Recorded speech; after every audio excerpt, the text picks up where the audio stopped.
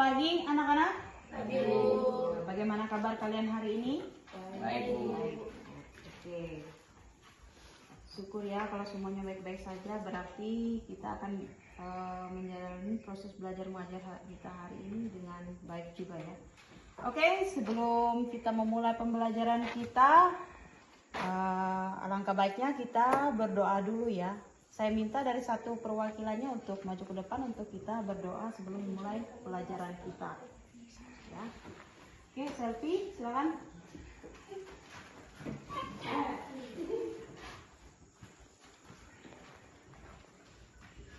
Teman-teman, marilah kita berdoa bersama-sama menurut agama masing-masing berdoa dulu.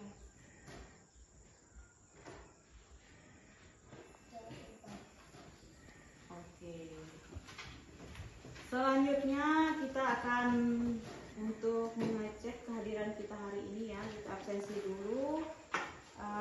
Dexa, Selfie.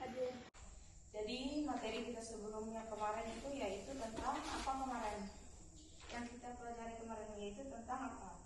Sistem pembagian kekuasaan negara Republik Indonesia ya, di mana kekuasaan itu terbagi beberapa macam, yaitu kekuasaan eksekutif, federatif dan yudikatif kemarin ya. Nah, untuk hari ini kita lanjutkan pembelajaran kita dengan poin yang selanjutnya yaitu tentang kedudukan dan fungsi Kementerian Negara Republik Indonesia dan lembaga pemerintahan non kementerian ya, di mana ada beberapa poin itu tentang tugas Kementerian Negara Republik Indonesia.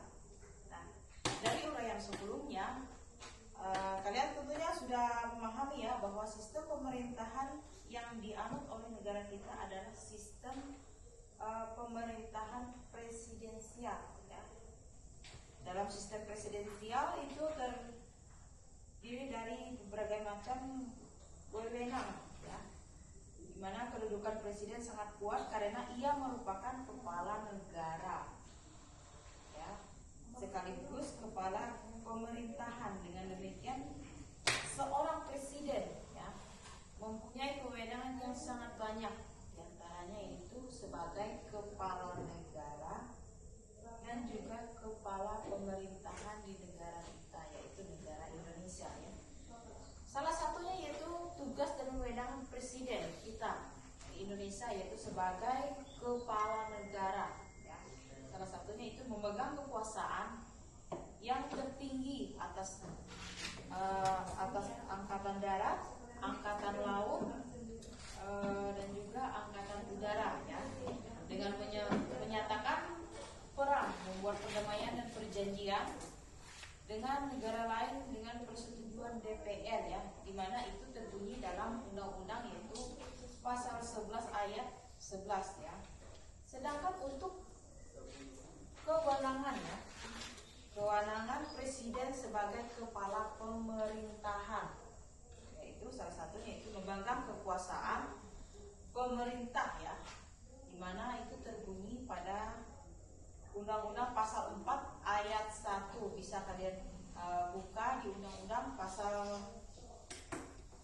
4 ayat 1, yaitu di mana bunyi tentang kewenangan presiden memegang kekuasaan pemerintahan ya. Yang kedua, presiden sebagai kepala pemerintahan yaitu kewenangannya mengajukan rancangan undang-undang kepada DPR ya, di mana bunyi tersebut pada pasal 5 ayat 1 di Undang-Undang Dasar juga. Dan yang ketiganya menetapkan peraturan pemerintah ya, di mana bunyi tersebut di Undang-Undang pasal 5 ayat 2. Nah, bisa kalian lihat di Undang-Undang tentang kewenangan presiden sebagai kepala negara dan kepala pemerintahan. Masih banyak lagi kewenangan dan kewenangan atas presiden ya untuk memimpin negara, kepala pemerintahan di Indonesia kita. Tentunya kita juga sudah tahu ya tugas-tugas dan kewenangan presiden untuk memimpin negara Republik Indonesia ini. tidaklah mungkin dikerjakan sendiri ya. Oleh karena itu presiden memerlukan orang lain. Siapa orang lainnya itu?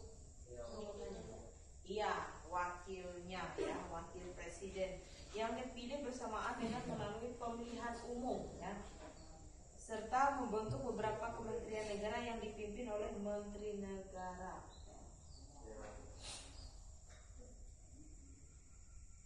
Oke, penjelasan Ibu sampai di sini apa masih kurang paham atau sudah paham semuanya?